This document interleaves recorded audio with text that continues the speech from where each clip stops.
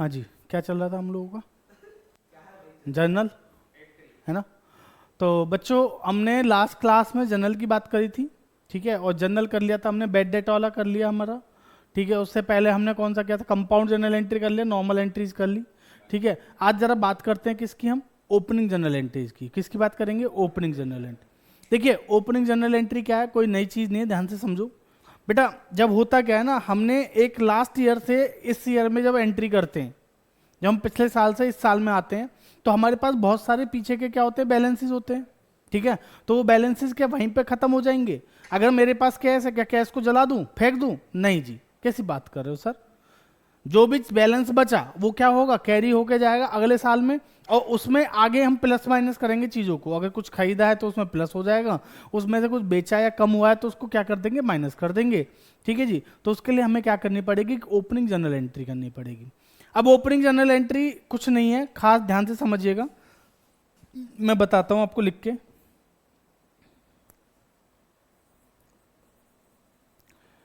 Opening journal entry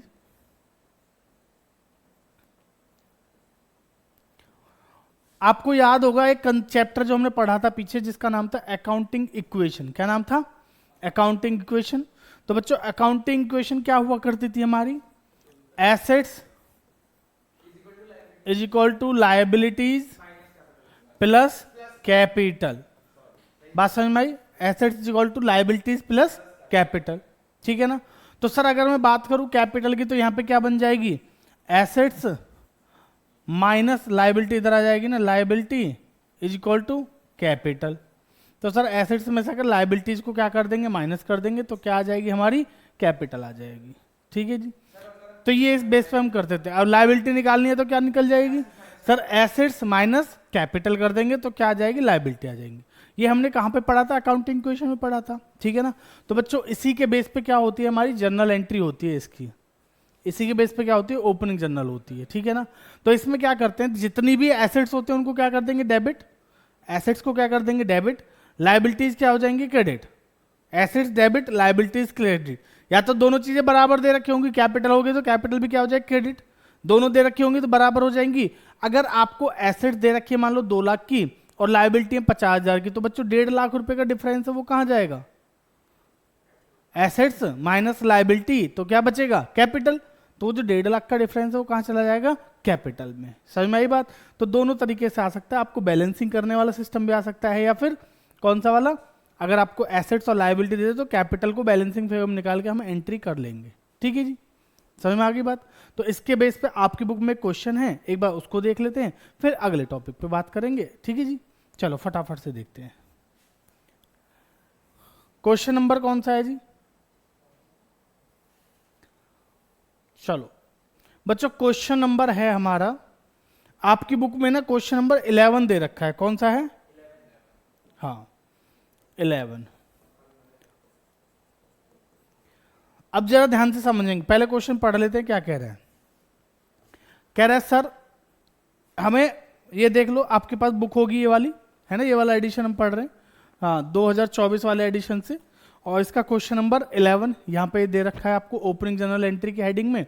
ध्यान से देखेंगे क्या कह रहा है, बात सुनो ध्यान से। ये पेज नंबर भी है 8.57। बेटा खोल ले किताब जल्दी, ध्यान पता नहीं कहाँ है इसका नालायक का।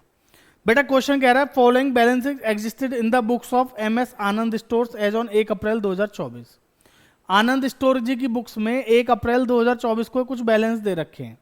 बैलेंस में आपको क्वेश्चन देखो साफ साफ बता रहा है एसेट इतनी है, लायबिलिटी इतनी है। बेटा यहाँ तो बता रहा है, हो सकता है एक क्वेश्चन में ऐसा दे दे आपको एसेट दे रखे लायबिलिटी पर, ये नहीं बताया कौन सी एसेट है कौन सी लायबिलिटी, तो ये तो आपको पता करना पड़ेगा।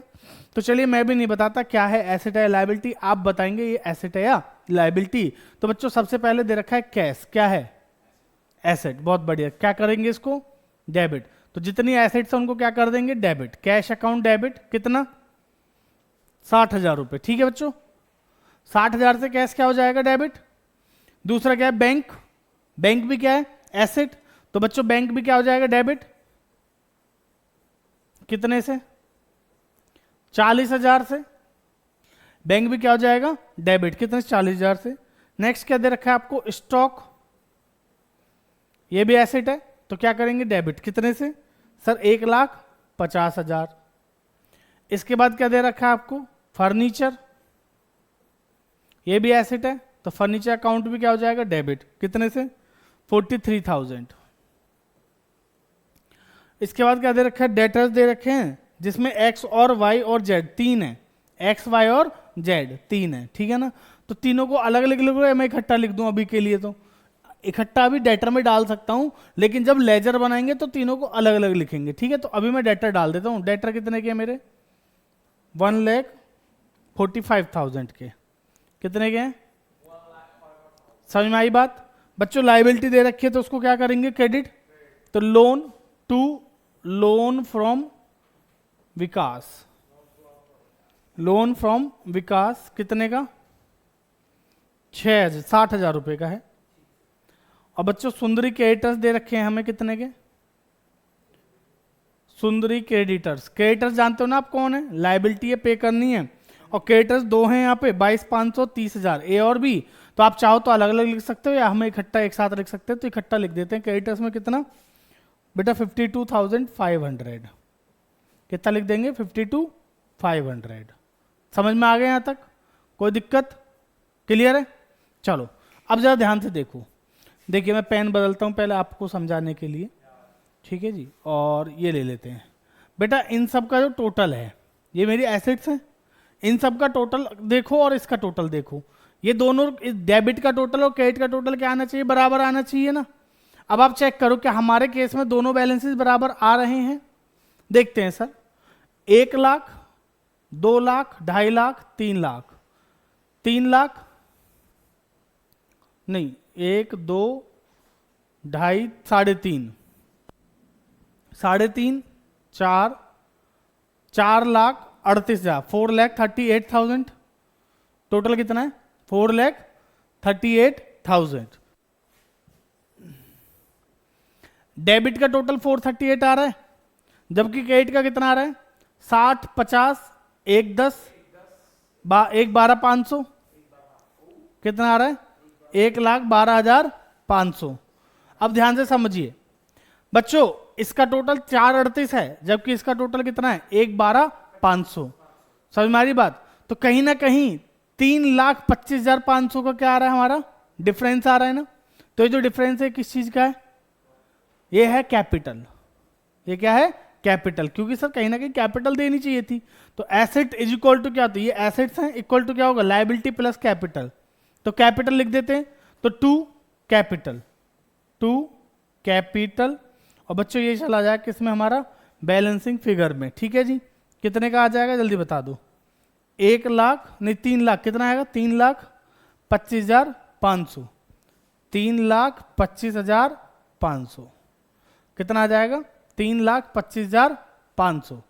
समझ में आ गया यहाँ तक, कोई दिक्कत, क्लियर। तो बच्चों ये हो गई हमारी क्या, ओपनिंग जर्नल एंट्री। बस एक एंट्री थी आपकी बुक में, वो हमने कर ली। अगर सर और भी हो हमारे बुक्स में तो हम कर लें, बिल्कुल। अगर आपको ओपनिंग जर्नल का कोई भी क्वेश्चन दिख रहा है तो आप उसको उठा के फटाफट से क्या कर दो, एंट्रीज कर लो। बस आपको ध्यान क्या रखना है, एसेट्स डेबिट होंगी, लायबिलिटी और कैपिटल क्या होंगे, क्रेडिट, बस, ठीक है ना। यहाँ पे हम ट्रेडिशनल अप्रोच नहीं लगाएंगे। समझ में आ गई बात, क्लियर है, कर लोगे इसके क्वेश्चन। तो चलिए आज हमने सीखी कौन सी वाली journal entries, opening journal entries, ठीक है जी। तो अगली क्लास में सीखेंगे एक नए तरीके की जर्नल एंट्रीज, जिनको हम बोलते हैं जर्नल ऑफ, बेटा journal entry related to goods. Goods जानते हो ना, सामान, जो सामान खरीदा किस लिए, बेचने के लिए, ठीक है ना। तो वहां पे जो गुड्स को हम बार बार क्या करते हैं, फ्री सैंपल में दे दिया, चैरिटी में दे दिया, किसी को ला रहे थे, आग लग गई, जल गया, उस केस में, ऐसे केसेस में एंट्रीज कैसे करेंगे, क्या करेंगे, वो सीखेंगे अगली क्लास में, ठीक है जी। तो चलिए मिलते हैं अगली क्लास में, तब तक के लिए धन्यवाद। और बच्चों हाँ, वीडियो को लाइक शेयर सब्सक्राइब करना ना भूलें।